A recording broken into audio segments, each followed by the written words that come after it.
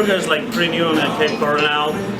We moved from Fort Myers Beach like end of 2016. It just takes a year to get this place open. Yeah, but now we are open since March, and yeah, we are pretty happy and glad yeah, to serve burgers now in Cape Coral. My favorites on the menus is pretty simple. Like everything with LEHNE in front, it's my favorites.